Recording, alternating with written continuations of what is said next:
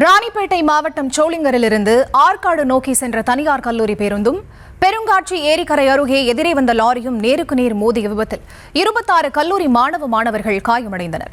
இது தொடர்பான கூடுதல் விவரங்களுக்கு இணைகிறார் எமது செய்தியாளர் அருளரசன். அவரிடம் பேசலாம். வணக்கம் அருளரசன். காயமடைந்திருக்கக்கூடிய மாணவர்களுக்கு தரமான சிகிச்சைகள் அளிக்கப்பட்டிருக்கிறதா? அவர்களுடைய உடல்நிலை எப்படி இருக்கிறது அருளரசன்? நிச்சயமாக புரியுது. சோளிங்கர் அருகே தனியார் கல்லூரி பேருந்தும் லாரியும் நேருக்கு நேர் மோதிக்கொண்ட விபத்தில் சுமார் 30க்கும் மேற்பட்ட கல்லூரி மாணவர்கள் தற்போது மருத்துவமனையில் சிகிச்சை பெற்று வருகின்றனர். அதாவது ராணிப்பேட்டை மாவட்டம் சோளிங்கரிலிருந்து ஆற்காடு நோக்கி தனியார் கல்லூரி பேருந்தானது சுமார் 50க்கும் மேற்பட்ட கல்லூரி மாணவிகளை ஏற்றிக்கொண்டு வந்து கொண்டிருந்தது. சரியாக பெருங்காட்சி ஏரிக்கரை என்ற இடத்தில் வந்து போன போது திடீரென வாலாஜாப்பேட்டையிலிருந்து சோளியர் நோக்கி வேகமாக வந்த லாரி எதிர்பாராத எதிரே வந்த தனியார் கல்லூரி வாகனத்தின் மீது கண்ணிமிக்கும் நேரத்தில் நேருக்கு நேர் மோதிக்கொண்டு பயங்கர கோர விபத்து ஏற்பட்டது.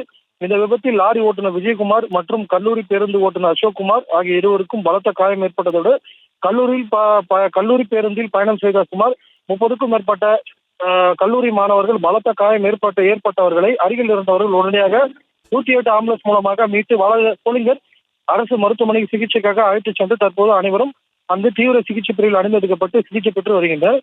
இதையடுத்து விபத்து தகவல் அறிந்து சம்பவத்துக்கு விரைந்து வந்த கொண்டப்பாளையம் போலீசார் விபத்து ஏற்பட்டது பிரச்சனை சம்பந்தமாக வழக்கு பதிவு செய்து விசாரணை மேற்கொண்டு வருகின்றனர்.